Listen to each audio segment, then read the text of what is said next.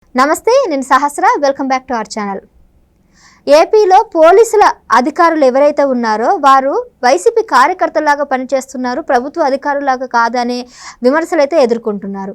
అయితే election code వచ్చిన తర్వాత కొన్ని నియమాలు నిబంధనలు ఉంటాయి, వాటిని పాటించాలని చెప్పినా కానీ పాటించకుండా స్టిల్ వైసీపీ ప్రభుత్వానికి బానిసల్లాగా పనిచేస్తున్నారు అన్నట్టు కూడా తెలుస్తూ ఉంది. మరి ఇప్పుడు నామినేషన్లు కూడా వచ్చాయి, కోడ్ కూడా స్టార్ట్ అయిపోయింది, కొన్ని చర్యలు అయితే తీసుకున్నారు, సస్పెన్షన్ చేశారు, బదిలీ చేశారు. ఇప్పటికేమైనా మారారా? మరి పోలీసుల వైఖరి ఏమైనా మారిందా? ఎలా జరుగుతుంది, ఏముంది అనే అంశాల మీద ఇవాళ మనతో పాటు ఉన్నారు పొలిటికల్ అనలిస్ట్ అడిసిమల్లి శ్రీనివాస్ గారు. ఆయన అడిగి తెలుసుకుందాం. నమస్తే సార్. నమస్కారం అండి. సార్, ఎన్నికలు ఇంకా మే 13 ఎలక్షన్ కోడ్ అయితే స్టార్ట్ అయ్యి చాలా రోజులైంది. అప్పుడు అసలు సరిగ్గా వినలేదు, పోలీసులు ఎప్పట్లాగానే ఉన్నారు అన్నారు. మరి ఇప్పుడు కొన్ని చర్యలు తీసుకున్న తర్వాత, నామినేషన్ల పర్వం మొదలైన తర్వాత వీళ్ళ వైఖరి ఏమైనా మారిందనిపిస్తుందా మీకు? అంటే మీకు బాగా మారినట్టు ఏం కనిపించట్లేదు. యాక్చువల్గా అధికార యంత్రాంగం వ్యవస్థలన్నీ కూడా చాలా అనుకూలంగా, ఉన్నతాధికారులందరూ కూడా జగన్మోహన్ రెడ్డికి భయపడో, ప్రలోభపడో, అభిమానంతో దేంతో మొత్తం మీద అతనికి అనుకూలంగా ఉన్నారు. కొంతమంది న్యూట్రల్గా ఉన్న వాళ్ళు మౌనంగా ఉన్నారు. నిజాయితీగా ఉండాలనుకున్న వాళ్ళు మౌనంగా ఉన్నారు. మౌనంగా ఉండకూడదు కానీ మౌనంగా ఉన్నారు. అదే పైనుంచి కింద దాకా ఉన్నాయి. ఇంకా చెదురుమదురుగా ఘటనలు కనపడుతూ ఉన్నాయి. కొంతమందిని మార్చారు. ఆ మార్చిన హెచ్చరికగా కనిపిస్తుంది. క్రాంతిరాణ తాత ఇలాంటి వాళ్ళందరూ తీసేశారు. అసలు సిఎస్ని మార్చాలి. చీఫ్ సెక్రటరీ మారితే వాళ్ళకి ఒక హెచ్చరిక వెళ్తుంది, జాగ్రత్తగా ఉండాలిరా బాబు అని. మొన్న పోలీసులు, ఇప్పుడు నిన్న నామినేషన్లు గేయడానికి వెళ్ళినప్పుడు పోలీసులు వాళ్ళ ఓవర్ యాక్షన్ అలాగే ఉంది. పిహెచ్డి రామకృష్ణన్ని కొత్తగా అపాయింట్ చేశారు. ఇప్పుడు అది కమిషనరు, విజయవాడ కమిషనర్ అక్కడి వరకు పరిమితం. అలా కాకుండా ఓవరాల్గా నామినేషన్లు వేయడానికి వెళ్ళినప్పుడు ఎంఆర్ఓలు ఆర్ఓల దగ్గరికి వెళ్ళినప్పుడు అక్కడ పోలీసులు ఓవర్ యాక్షన్ ఆగలేదు. అంటే ఇప్పుడు వైసీపీ వాళ్ళు వాళ్ళ కార్లు అక్కడ దాకా లోపల పోనివ్వటం, టీడీపీ వాళ్ళు ఇక్కడే ఆపడం, అలాంటి కాడికి 2-3 కోటింగ్ ఇచ్చారు వాళ్ళకి. అలా చేస్తే గొడవలు అయినాయి. ఇది మారాలి. దీనికి కారణం ఏంటంటే ఉన్నానంటే వైసీపీ వాళ్ళు గట్టిగా డబ్బులు పడేసారేమో అనుకుంటున్నాను. ఇది ఓపెన్ సీక్రెట్. స్టేషన్లు కొనిపడేస్తారు. వాళ్ళు కూడా వద్దనకుండా తీసుకుంటారు. భలే వస్తుందిరా బాబు అని. ఇది ఎలా చెప్తే వాళ్ళు ఓపెన్గా బాధపడతారు. కానీ టీడీపీ వాళ్ళు కూడా కొనేసుకోవాలి. అందుకే దీన్ని మనం చేసేది ఏమీ లేదు. దాన్ని అరికట్టాలంటే వీళ్ళు కూడా అదే దారిలో పోవాలి. అప్పుడు వాళ్ళ దగ్గర తీసుకున్నాం కాబట్టి న్యూట్రల్గా ఉంటారు. ఇంకా మీరు న్యాయాన్ని, ధర్మాన్ని డబ్బులు ఇచ్చి కొనుక్కోవాలంతే. ఎందుకంటే అలాగే అయిపోయింది. మనుషుల్లో ఆ స్వార్థం పెరిగింది. వాళ్ళు ఏమనుకుంటారు, నువ్వు డబ్బులు తీసుకుని ఓట్లు వేయట్లేదా, మేము ఎందుకు తీసుకోకూడదు? ఇప్పుడు ఓటు వేయటం అనేటువంటిది పవిత్రమైన బాధ్యత. ప్రజాస్వామ్యంలో ఓటు పునాది. నువ్వు బాధ్యతగా వచ్చి ఓటు వేసి మంచి ప్రభుత్వాన్ని ఎన్నుకోవాలి. దానికి డబ్బులు తీసుకోవడం పెట్టి అది డ్యూటీ. డబ్బులు తీసుకుంటున్నారు కదా, బతిమాలాల్సి వస్తుంది కదా, ప్రలోభ పెట్టాల్సి వస్తుంది కదా, దానికి లంచాలు తాయిలాలు ఇవ్వాల్సి వస్తుంది కదా. ఇవన్నీ చేయటం వల్ల వాళ్ళు ఒక్కళ్ళే దొబ్బేస్తున్నారు, మనం ఎందుకు దొబ్బకూడదన్న ఆలోచన వస్తుంది ప్రతి ఓటుకి.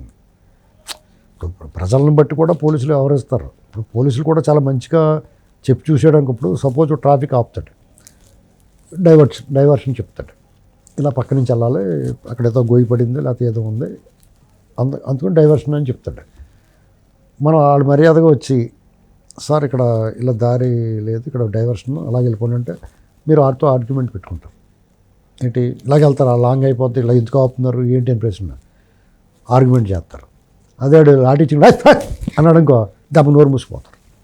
అందుకని వాళ్ళు కఠినంగా వ్యవహరిస్తారు. ఒకసారి అర్థమైందా? వాళ్ళు అయ్యా బాబు అని చెప్తే వినరు జనం కూడా, ఆర్గ్యుమెంట్ చేస్తారు. జనంలో కూడా మార్పు ఉండాలి. ఇప్పుడు ఎండలో పడి ట్రాఫిక్ వాహన క్రమబద్ధీకరిస్తూ ఉంటారు. అప్పుడు వెళ్తే బోర్డుని ఖర్చు పెట్టుకుంటాం, 4 మజ్జిగ ప్యాకెట్లు ఎట్టుకెళ్ళి అన్నయ్య తాగని ఇచ్చామనుకో, వాడికి అంత సొంతం చెప్తాడు.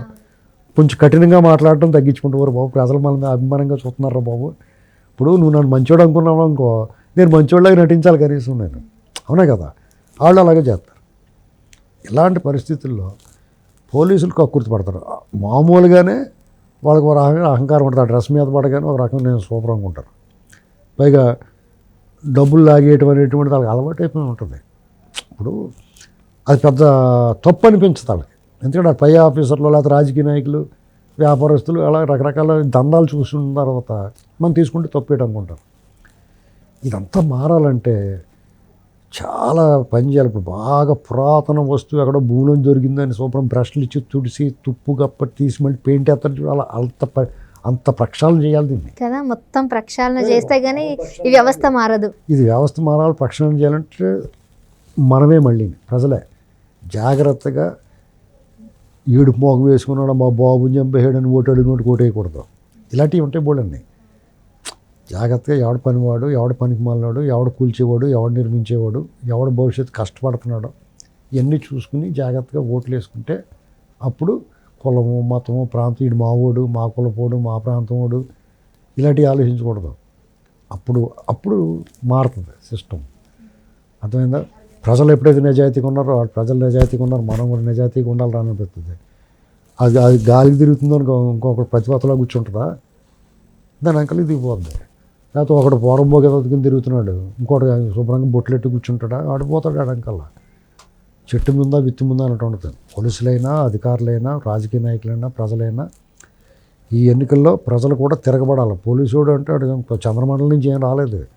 అతను రూల్ బ్రేక్ చేసి మాట్లాడితే ఎవడరా నువ్వు బూతులు తిట్టడానికి ముఖం పగిలిపోద్దని చెప్పాలా. ఆ ధైర్యం చెయ్యు మళ్ళీ చేయాలి కదా మనం. ఇప్పుడు నిన్ను ఎవడన్నా తప్పు మాట్లాడితే ముఖం పగిలిపోద్దని ఎందుకు చెప్పలేవు నువ్వు? అతని చంద్రమండలం నుంచి ఏం రాలేదు కదా, అవునా కదా? అంటే నీ లోపల గుబులు ఉంది, భయం ఉంది. నువ్వు అనవసరంగా అతనికి ఎక్స్ట్రా ఆపాదిస్తున్నావు, అతనికి లొంగు ఉంటున్నావు. నువ్వు ఎందుకు ఉండాలి? నువ్వు తప్పు చేయనప్పుడు అవతల నిన్ను దుర్భాషలు ఆడుతున్నప్పుడు నీ పట్ల దురుసుగా వ్యవహరిస్తున్నాడు పేలిపోద్దు ముఖం అని చెప్పాలి. ఆ ధైర్యం నీకు రావాలంటే నువ్వు నిజాయితీగా ఉండాలి. నువ్వు కులమో మతమో చూడకుండా ఎన్నుకోవాలి నీ పరిపాలకుడిని. మరి ఇడు ఉంటాడా? అలా ఉండడం. ఇదన్నమాట అది. Right sir, thank you.